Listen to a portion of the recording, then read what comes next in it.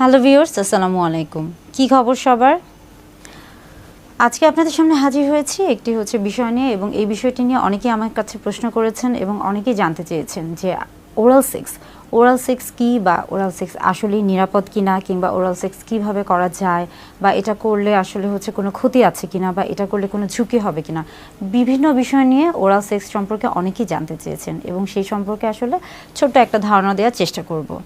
প্রথমেই বলে রাখি যে বিভিন্ন ধর্মে ওরাল সেক্সকে কিন্তু নিষিদ্ধ করা হয়েছে। বিশেষ করে ইসলাম ধর্মে ওরাল সেক্সকে হারাম, অর্থাৎ সম্পূর্ণভাবে নিষিদ্ধ করা হয়েছে।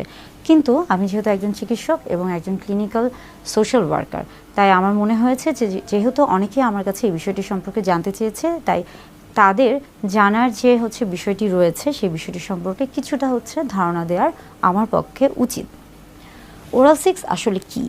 ওরাল সেক্স মূলত বোঝাচ্ছে যে মুখের মাধ্যমে জননাঙ্গ, স্ত্রী অথবা পুরুষ জননাঙ্গকে উত্তেজিত করা, এটাই মূলত ওরাল সেক্স। ওরাল সেক্স আসলে বিভিন্নভাবে হয়ে থাকে, এবং এটা কিন্তু বিভিন্ন নামে পরিচিত। যেমন আমরা জেনে থাকি বা অনেকেই জানি যে ব্লো জব বলতে আসলে কি বোঝাচ্ছে। ব্লো জব বলতে বোঝাচ্ছে যে মুখের মাধ্যমে জননাঙ্গকে উত্তেজিত করা, এবং এই ক্ষেত্রে মুখের মাধ্যমে পুরুষদের জননাঙ্গকে যদি উত্তেজিত করা হয়, সেটাই মূলত ব্লো জব হিসেবে পরিচিত। এর পাশাপাশি আছে রিং জব। সেটা মূলত দেখা যাচ্ছে যে এনাল রিজন, অর্থাৎ আমরা বলে থাকি যে পায়ুপথের যে জায়গাটি রয়েছে সেই জায়গায় যদি উত্তেজনা তৈরি করা হয়ে থাকে, সেটিকে রিং জব বলা হয়ে থাকছে। এবং এর পাশাপাশি দেখা যাচ্ছে যে লিকিং বলতে মূলত বোঝাচ্ছে যে মুখের মাধ্যমে যদি স্ত্রীর জননাঙ্গকে উত্তেজিত করা হয়ে থাকে, তাহলে তাকে লিকিং বলা হয়ে থাকে। এরকম আসলে ওরাল সেক্স বিভিন্নভাবে বিভিন্ন নামে পরিচিত। এটা মূলত নির্ভর করছে আসলে কোন জায়গার ক্ষেত্রে বা কিভাবে সেই সেক্সটা করা হচ্ছে সেটার উপর। এখন আসি ওরাল সেক্স, এটি কি আসলে নিরাপদ? ওরাল সেক্সের ক্ষেত্রে দেখা যাচ্ছে যে ওরাল সেক্স যেহেতু মুখের মাধ্যমে জননাঙ্গকে উত্তেজিত করা হচ্ছে, এবং সেই ক্ষেত্রে যেহেতু জননাঙ্গের ক্ষেত্রে সেটা নারী অথবা পুরুষ হোক না কেন, অথবা উভয়ের ক্ষেত্রে, যখন পুরুষ জননাঙ্গের ক্ষেত্রে আসছি বা স্ত্রী জননাঙ্গের ক্ষেত্রে আসছি, কিংবা যখন আমরা পায়ুপথের ক্ষেত্রে আসছি, সব ক্ষেত্রেই কিন্তু একটা জীবাণুর সংক্রমণের একটা বিষয় থাকে। বিশেষ করে আমরা যখন আসি পুরুষদের ক্ষেত্রে, তখন কিন্তু সেখানে বিভিন্ন রকমের জীবাণুর সংক্রমণ থাকে, বা সংক্রমণের একটা আশা থাকে, বা সংক্রমণের একটা পরিবেশ থাকে।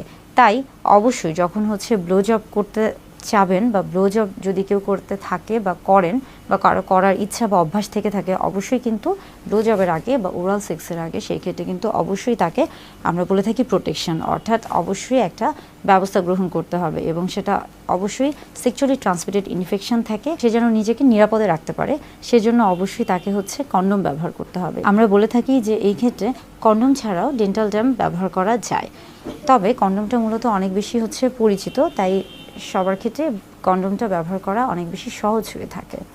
আবার যখন আমরা আসি লিকিংয়ের ক্ষেত্রেও আমরা বলে থাকি যে পায়ুপথে যেহেতু সেটা একটা, আমরা বলে থাকি যে সেটা যেহেতু একটা ডাইজেস্টিভ সিস্টেমের একটা অংশ, সেখানে কিন্তু সবসময় জীবাণু থেকে থাকে, এবং সেখানে ফ্লুইড বা ব্লাড, ইনফেক্টেড ফ্লুইড, ব্লাড, এগুলোর একটা সংক্রমণ, অর্থাৎ জীবাণুর সংক্রমণ থাকে।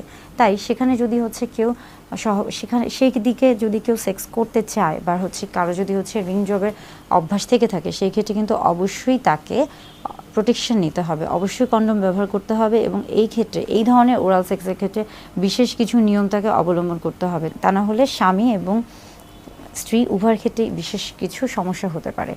এখন আমরা আসি লিকিংয়ের ক্ষেত্রে আমরা বলে থাকি যে যেহেতু যোনিপথ বা ভ্যাজাইনাতে একটা অন্যরকম একটা স্মেল থাকে, বা অন্যরকম একটা যেহেতু প্রাকৃতিক একটা স্মেল থাকে, এবং অনেকের ক্ষেত্রে ওরাল সেক্সের ক্ষেত্রে যখনই কথা আসছে, তখনই অনেকে এটা পছন্দ করে, অনেকে এটা পছন্দ করে না, অনেকে মনে করে যে এটা ঠিক, অনেকে মনে করে এটা ঠিক না।